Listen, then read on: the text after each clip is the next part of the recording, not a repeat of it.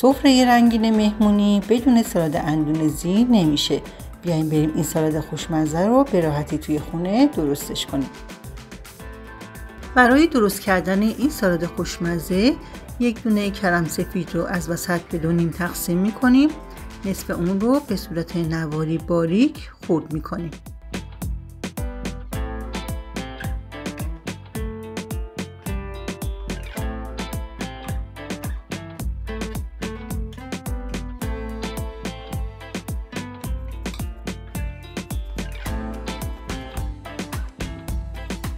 یک دونه کلم قرمز متوسط رو هم از وسط به دو نیم تقسیم میکنیم و نصف کلم رو به صورت نواری باریک خرد میکنیم.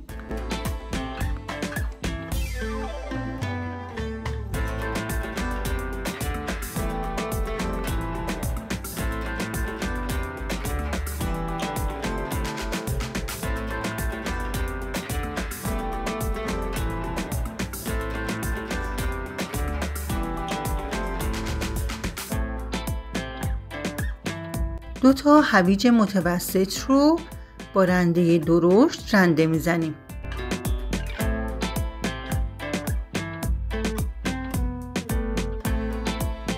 300 گرم ژامبون رو هم مربعی خرد میکنیم.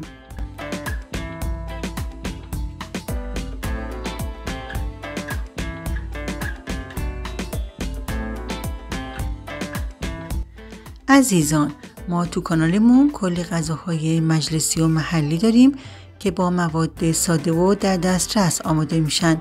باعث افتخار ماست که عضوی از کانال ما باشید. لطفاً با لایک و سابسکرایب ما رو حمایت کنید.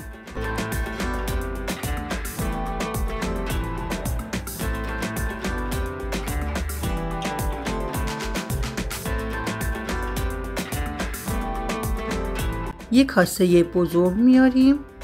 ابتدا کلم سفید ها رو میریزیم داخل کاسه.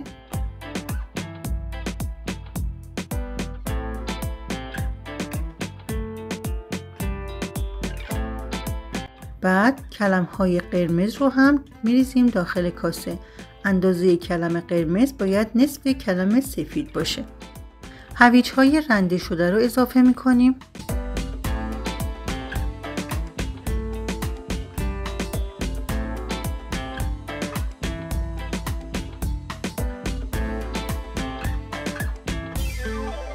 بعد ژامبون های خرد شده رو اضافه میکنیم.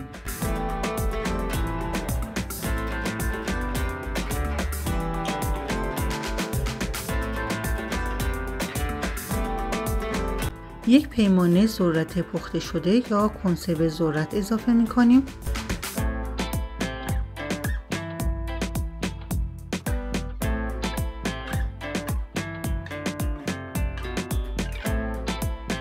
یک پیمانه نخود فرنگی پخته یا نخود فرنگی کنسروی اضافه میکنیم.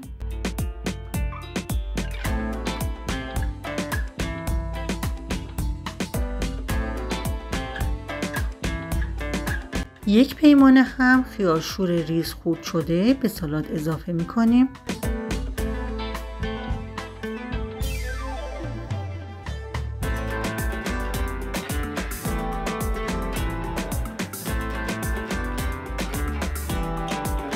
بریم برای درست کردن سس سالادمون.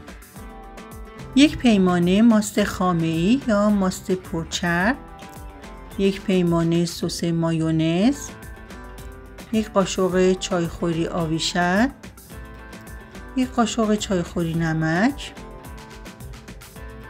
یک قاشق چایخوری فلفل سیاه. همه رو با هم دیگه مخلوط میکنیم.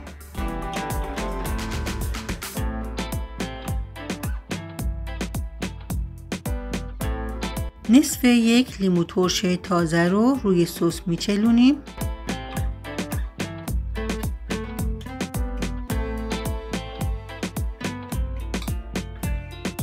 سسمون رو کاملا هم میزنیم تا صاف و یک دست بشه. تو این مرحله میتونین کمی شوید تازه و روغن زیتون هم به سس اضافه کنید که این سلیقه‌ای رو من اضافه نکردم. سس آماده شده رو روی تمام سالاد میریزیم. بعد سالاد رو هم میزنیم و مواد رو زیر و رو میکنیم تا کاملا سس به خورد سالادمون بره.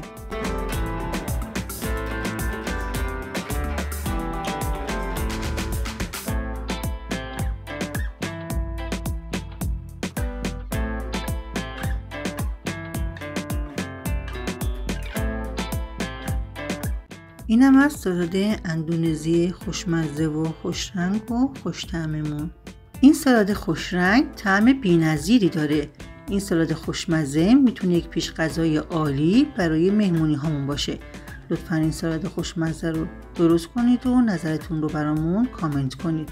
ممنونم که تا اینجای ویدیو ما رو همراهی کردید. لایک های شما برای ما خیلی ارزش داره. لطفاً با لایک و سابسکرایب ما رو حمایت کنید. نوش جان.